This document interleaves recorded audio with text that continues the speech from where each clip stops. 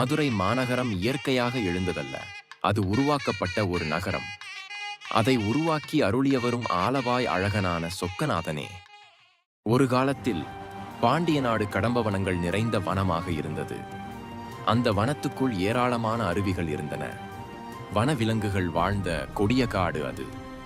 இந்திரன் நிர்மாணித்து சென்ற சொக்கநாதர் திருச்சன்னதியை அஷ்டதிகஜங்கள் எனப்படும் 8 யானைகள் தாங்க அந்த சன்னதி மட்டுமே காட்டுக்குள் இருந்தது. தனஞ்சயன் என்ற வணிகர் பாண்டிய நாட்டில் வசித்து வந்தார். அவர் மாபெரும் சிவபக்தர். சிவனடியார்களை உபசரிப்பதில் ஆனந்தம் கொண்டார். வணிகம் செய்ததால் பெரும் செல்வந்தராகவும் திகழ்ந்தார். ஒருமுறை அவர் வெளியூரில் வியாபாரத்தை முடித்துவிட்டு கடம்பவன காடு வழியாக வீடு நோக்கி நடந்தார். திடீரென வானம் இருண்டது. காட்டுக்குள் பாதை தெரியாத அளவு இருள் சூழ்ந்தது. என்ன செய்வதென தெரியாமல் தனஞ்சயன் அசைவற்று நின்று விட்டார். அப்போது மின்னல் வெட்டினார் போல் ஓரிடத்தில் ஒளி தோன்றியது. தனஞ்சயன் ஒளி வந்த திசை நோக்கி நடந்தார். அங்கே சொக்கநாத பெருமானின் விமானம் பளிச்சிட்டது. உள்ளே பெருமான் ஜொலித்துக் கொண்டிருந்தார். இந்த கோவில் இங்கே எப்படி வந்தது? யார் கட்டியது என்று தனஞ்சயனுக்கு குழப்பம். இந்திரனால் உருவான கோவில் அது என்பதை அவரால் எப்படி உணர முடியும்? அருகில் இருந்த குளத்தில் பொற்றாமரைகள் பூத்து கிடந்தன. தங்கத்தில் தாமரையா? அவைதான் ஒளிக்கீற்றை சிந்தி இங்கே வெளிச்சமாக இருக்கிறதா என குழம்பி சொக்கலிங்கத்தை பக்தியோடு வணங்கினார். திடீரென வாத்தியங்கள் முழங்கும் ஒலி கேட்டது. தனஞ்சயன் ஆச்சரியத்துடனும் அதிர்ச்சியுடனும் சப்தம் வந்த திசை நோக்கி திரும்பினார். ஏராளமானோர் பட்டாடைகள் பளபளக்க, தலையில் கிரீடங்களுடன் பூஜை பொருட்களை தங்கத் தாம்பாளத்தில் சுமந்தபடி வந்து கொண்டிருந்தனர். சொக்கலிங்க பெருமானுக்கு அவர்கள் பூஜை செய்ய ஆரம்பித்தனர். அப்போதுதான் தனஞ்சயனுக்கு அவர்கள் தேவர்கள் என்பது புரிந்தது. வானத்து தேவர்களை காணும் பாக்கியம் எனக்கு கிடைத்ததே. அதிலும் அவர்கள் சிவபூஜை செய்வதை காண என்ன பாக்கியம் செய்தேனோ என எண்ணி அவரது உடல் சிலிர்த்தது. சில தேவர்கள் பொற்றாமரை குளத்தில் இறங்கி பூ பறித்தனர்.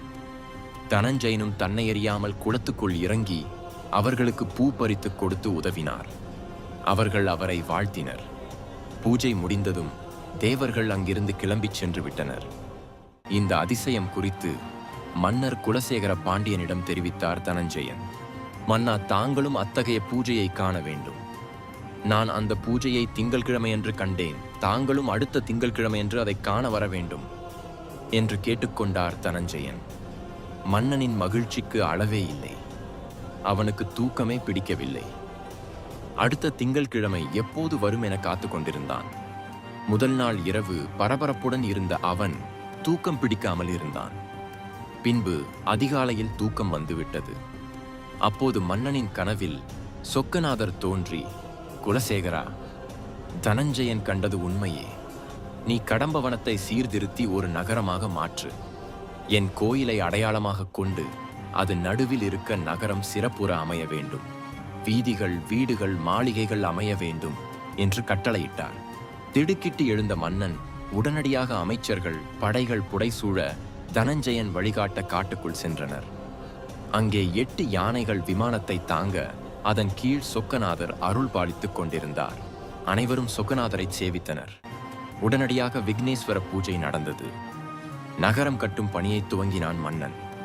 அர்த்த மண்டபம், உற்சவ மண்டபம், வேள்வி மண்டபம், மடப்பள்ளி முதலானவை அமைத்தான். பின்னர் கோயிலைச் சுற்றி மாட மாளிகைகள், பெரிய வீடுகள், வீதிகள் ஆகியன அமைக்கப்பட்டன. பார்க்க மிக அருமையாக இருந்தது அந்த நகரம். உடனடியாக கும்பாபிஷேகம் நடத்த ஏற்பாடு செய்து சிறப்பாக முடித்தான். சிவபெருமான் அங்கே எழுந்தருளினார். தனது ஜடாமுடியில் அணிந்திருந்த சந்திரனின் பிறைகலைகளில் ஒன்றை நகரத்தில் சிந்தினார். எனவே அது ஒளி பெற்றது. சந்திரனை பார்த்தால் மனம் இனிக்கும். இனிப்பை மதுரம் என்றும் சொல்லுவர். மதுரம் சிந்திய அந்நகரத்துக்கு மதுரை என்று பெயர் சூட்டினான் குலசேகர பாண்டியன். பின்னர் பலகாலம் அந்நாட்டில் செங்கோல் ஆட்சி நடத்தினான். இப்படித்தான் மதுரை நகரை உருவாக்க திருவிளையாடலை நிகழ்த்தினார் சிவபெருமான்.